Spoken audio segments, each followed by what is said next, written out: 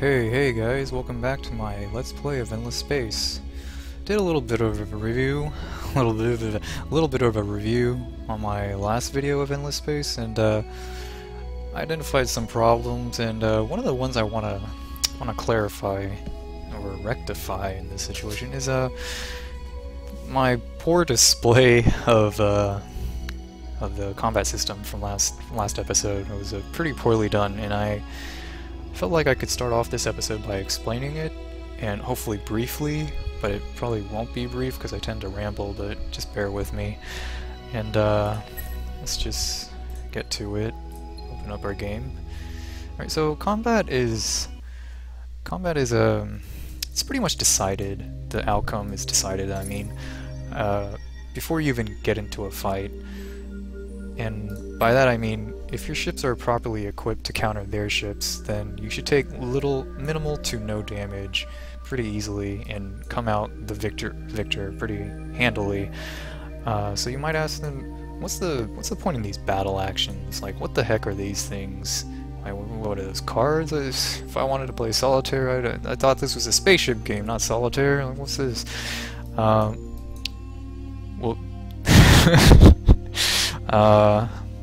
Well, the point in having battle actions is, whereas you might win and take some damage, like 20% damage, say, with battle actions, you could win and take no damage and have a flawless victory, pretty much. And you might think this is minor, but it's really not, because later in the game, you could be attacked, like in the same, your one fleet could be attacked like in 5 times in the space of one turn, and that 20% damage adds up. So, like, if you can negate a portion of that damage, or even nullify that damage, then that'll go a long way in keeping your ships alive. And your ships also gain XP themselves, and as they level, they get really, really powerful.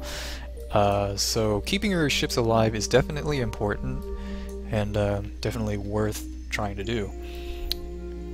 Now, so let's look at some these funny looking cards. All right, so let's just take this card for an example. So here's the type of card it has. Like, if you look at some other cards, you'll see that they have different types, like defense, offense, so on. This particular card gives plus 40% deflector efficiency, minus 20% beam damage. So we get this as a pro, but we incur a penalty by using it, which you'll have to use at your own discretion. So, but then you also have this little thing in the parentheses here is this block plus 10%, block plus 20%, and it's like, wait, what's that? And what it means is when you can block your opponent's card that they play, because they can play a card too, and when you block them, you get this bonus. So instead of 40%, if you successfully block their card, you get plus 50%. Over here, you'd get, rather than get minus 20%, you would add 20%, which is 0. So you would get no penalty to beam damage by playing this card and blocking their card, if you block them anyways. And how do you know if your card blocks another card? That's what's down here. Counters offense. That means it counters this card particularly blocks an offense card, any offense card. Like, this is kind of general right here. I mean, there's other cards that might be defense but counter different type of cards, so just keep that in mind. And yeah, so that's the basics of how these cards work.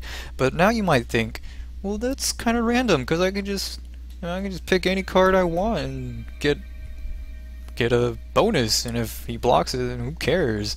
Whatever. I mean, I can just pick any card and that's it? Are you serious? And to that I would say not really, because these cards have to apply to your situation to really give you an edge in accomplishing, like, what you might be trying to accomplish. What I mean by that is, let's take a hypothetical situation.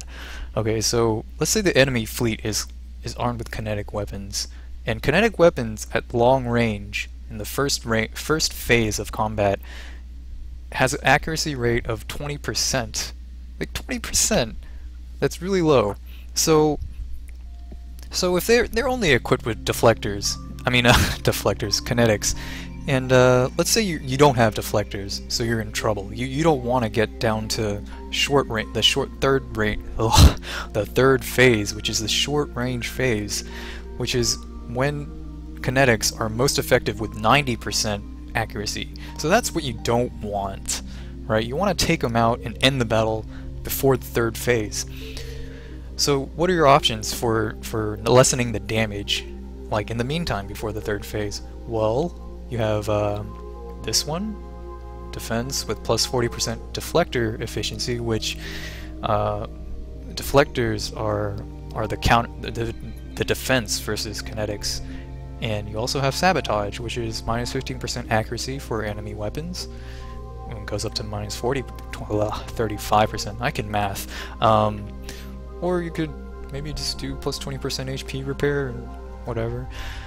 But like if it were me, I would use one of these two to lessen the damage of kinetics.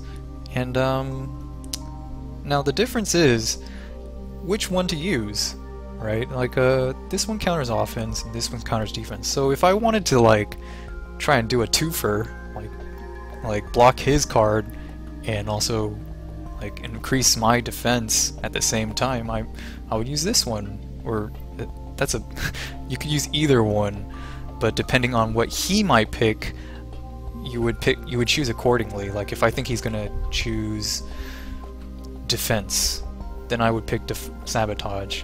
And I mean, how would I know he's gonna choose defense? Well, that depends on what his situation, and you have to read his situation through his eyes, and predict that he might pick this card. On the other hand, like what if I don't have deflectors at all to begin with, which I think was the case in my example. So if I don't even have deflectors, then this card doesn't even like apply to me, because how can you get plus 40 increased efficiency of something you don't even have, right? In fact, that would be detrimental by picking this card, because you'd incur minus 20% beam damage if you have any laser damage. So that it really applies to the kind of situation you're in.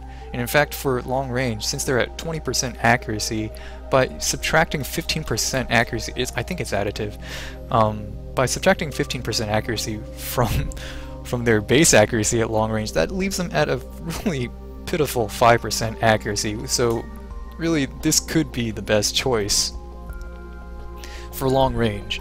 Now, on the other hand, what if they're using like missiles or something at long range? Then this isn't a good choice, because missiles at long range are most effective at long range with a 90% accuracy at long range. So minus 15% isn't that great a deal. Like, it's not significant. Let's see, I don't have any anti-missile cards. Well, if I had an anti-missile card, I would rather choose that one over minus 15%, because from 90% down to 75% isn't that huge a deal. The missiles are going to get through, and missiles do a ton of damage, and you don't want one missile to get through in that case. But so yeah, you have to pick according to your situation, or you might try and play the guess what he's gonna play game and try to counter accordingly.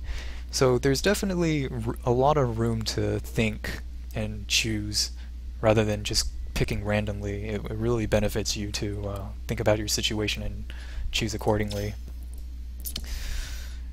And so that's that. Well, I guess we can get on with the game now. What was I doing?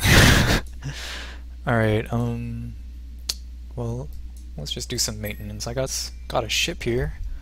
A Paladin 2. Oh, right. Right.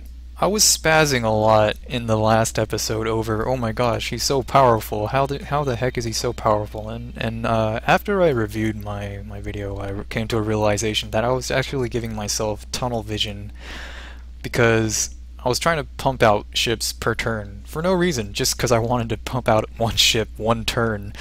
And that works when you can pump out good ships, but it doesn't work when you pump out really crappy ships. So let's just remodify this paladin. Right, first I'm going to check. So my top performer in industry is 55, second is 30, so I want to shoot for either 60 or 110 as the cost of the ship. So we're at 52 right now, so I have plenty of room for 110 and only 8 for 60. But I'm going to do 110. I don't need multiple systems pumping out ships, I suppose. So let's try and get this up as far as we can to 110. Because, I mean, if I shoot for a goal of 110, that means I can, and my production system has 55, that means it's going to take 2 turns. So I want to get it as close to 110 as possible, because it's going to take 2 turns regardless to make the ship, so I might as well try to get this cost as close to 110. Let's see if I can up some firepower. Okay, so I guess the max I can get is around 75-ish. Which sucks because now see, we're limited by our tonnage. That's the choke point here. Dang it. See, that's the problem with this faction trait, minus 20% tonnage on ships. When you have the production space to accommodate, and it's not and you don't have a problem with production,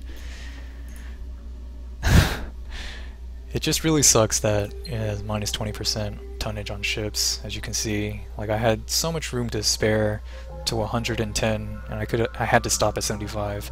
So that's gonna be the Paladin. For Truth Seeker or Scout, we can up this a bit.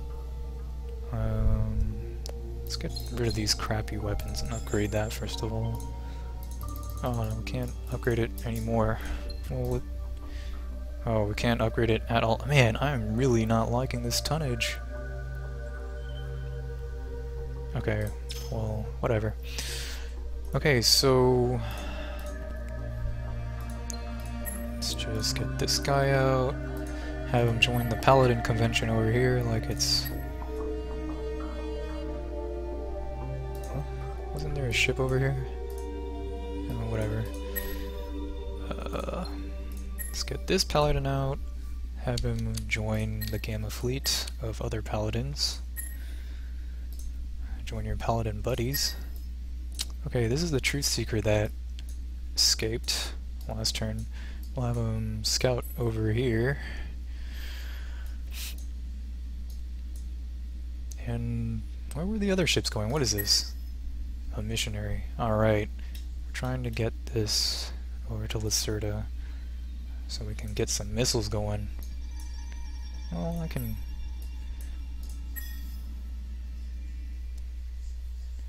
Okay. We're gonna have a population growth in 3. So, oops. Let's get another missionary out so that I can colonize Italy. And what was I gonna do? It's been a few days since I played this. System's lagging while recording. Right, I think I should bring this guy over. Yeah. Well, maybe I'll wait for him to finish this missionary. No, I'm gonna bring him over right now. Okay. So that changed. Ooh, getting -1. Anyways, he should help this system out a lot just by, with his increased industry. We can build faster now and get more improvements done, and all that good stuff. Alright, I don't know what ships haven't moved. I knew there was a ship hiding behind him. Lysol's not building anything. Oh, crap. We still can't colonize these. What are we researching? We're researching missiles. Okay, as soon as that's done, we're gonna get deserts unlocked and Arctic unlocked.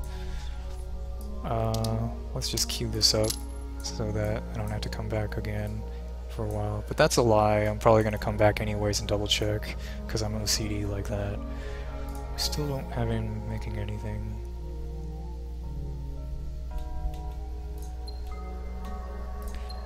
You know, I might just have him do this.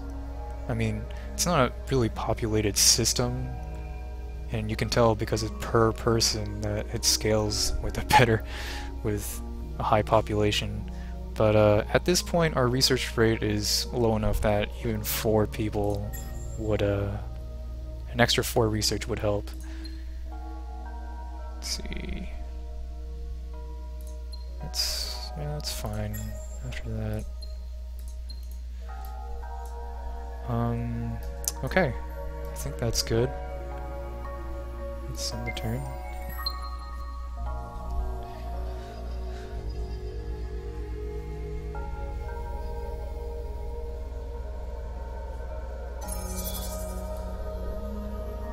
Whoa! What's the... You starting to invade?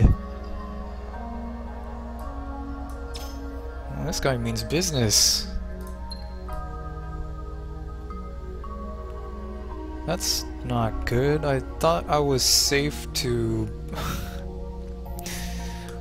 I thought I was safe to bring the hero from here over to here because with the loss in production wouldn't be as bad if they were going to stay peaceful, but now that they're attacking, I need that production again.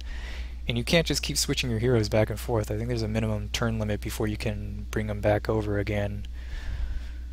Oh boy. Okay, it's okay, we can deal with this. He's just one tiny little ship. It's gonna...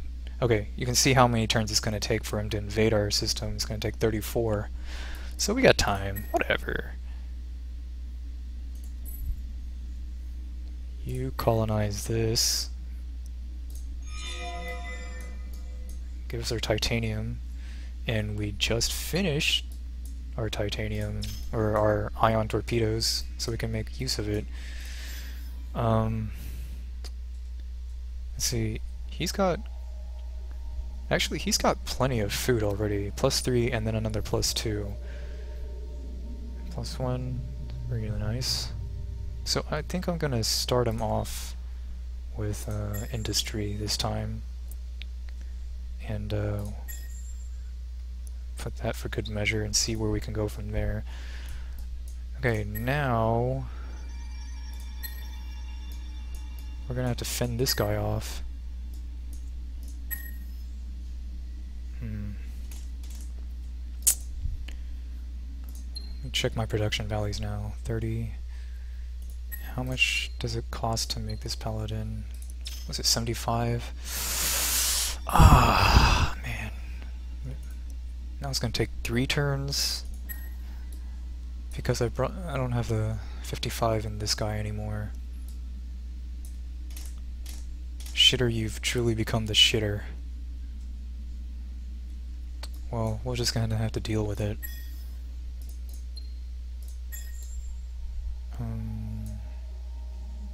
Defense first, I say. I hope I'm not overspending on military at the moment.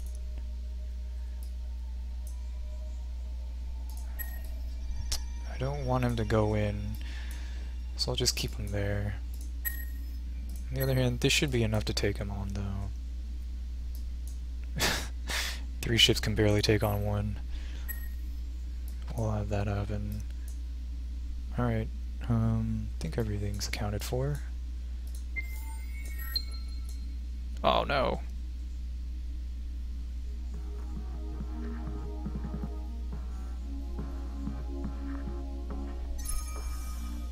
What is this? Dang it. Let's see what he has again. Yeah, same stuff. Kinetics and flak. So... oh, well, this is gonna be a combat situation. Well, it's not gonna be a real one, though, because I'm just gonna run. But at least I won't cover up the screen this time. the whole way through. So here's a special card, the retreat card. Basically, they get 2 free rounds of attacking. And then, if I survive it, I get to get away.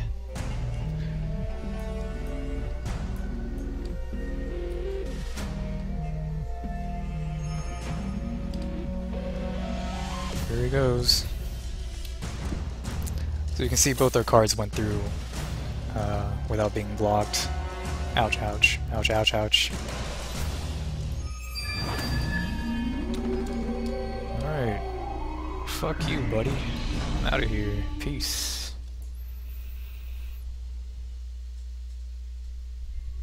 Alright, not a real combat, that wasn't the best combat footage, I guess. Hey look, it's Mickey Mouse.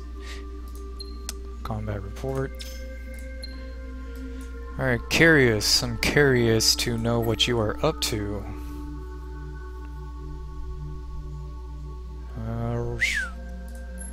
Oops. Oh wow, he's up to 48. Nice. You know what? That's good enough to start making some paladins. I might just straight up take this guy, maybe, if my invasion power isn't low enough, and force him into a ceasefire. Or I don't even think we can do a ceasefire. I have to have that researched, I think. Yeah. Huh. Well, whatever. Okay, so everything's done. We're making our next stuff. Let's have our real guys come in and fall just short, which seems to be the recurring theme in this Let's Play, of everything just falling just short.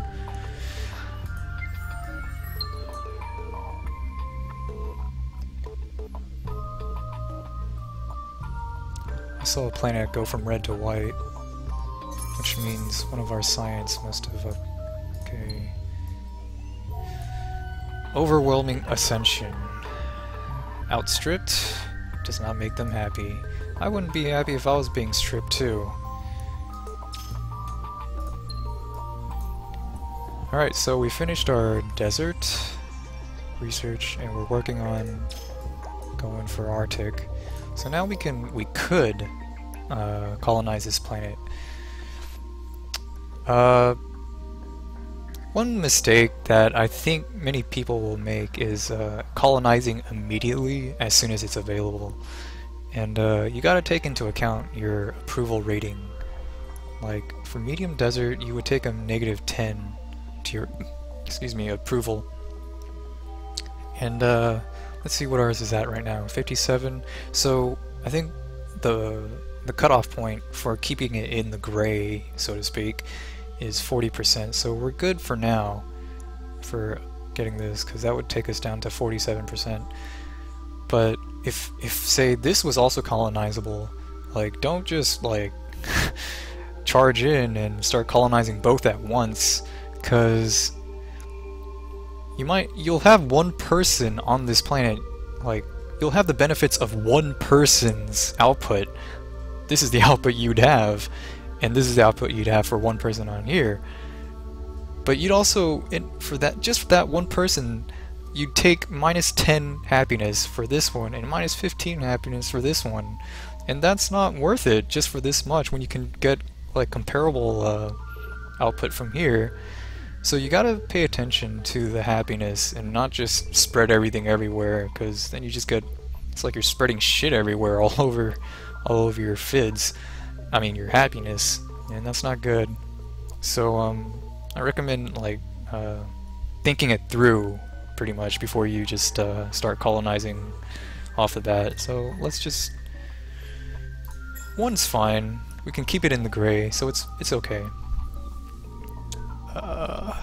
Do I want to do it immediately? It's not that urgent, I think. This is +5 and this is +4. So actually, maybe maybe letting this fill up and then having the overflow start colonizing this afterwards would be better. So yeah, I'll do this for now because it's going to come in 8 turns and we get another one. The population overturns in 5, so that should be fine.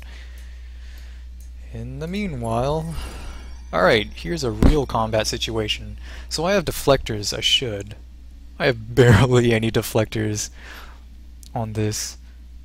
So cards are going to make a difference in maybe well, he's not going to kill my shivs. Even at this level, kinetics are so weak. But kinetic battle actions will definitely play a part in keeping the damage to a minimum. Alright, so I'll play this for the first phase because long range, this is the long range phase. As you can see, it's long range, medium, and melee phase, and it goes in order. And during the long range phase, kinetic damage is I blocked this card and got my additional bonus. Long range for kinetics is bad because kinetics has a 20% accuracy rate at this phase. It's pretty steep, so that's why I chose this card. Minus 15% accuracy, so like it's additive, I think. So on top of his 20% accuracy, we put on a negative 15%, so it reduces it down to 5%. And I just played a repair card so that I can repair any damage he might have done to me. Actually, I wasn't thinking, I should have picked something else. But let's just shut up and let you enjoy the pew pew. You can see my deflectors doing its work. And this is the short range is when the kinetics are most effective. You can see like most of those shots landed, and I got away with just one ship kind of damaged. Alright. So there's our battle report. Can use it to gauge our defenses. So for say 12 deflect or 20 deflect, it had a kinetic efficiency of 29%. Wait, no, that's our kinetic deflect efficiency of 89%. So that pretty much says that our defense for now is pretty good. And versus 93.6 anyways. So that's good. We don't have to concentrate or add too much defense later. Just minimize this. I'm gonna pause the video for a sec.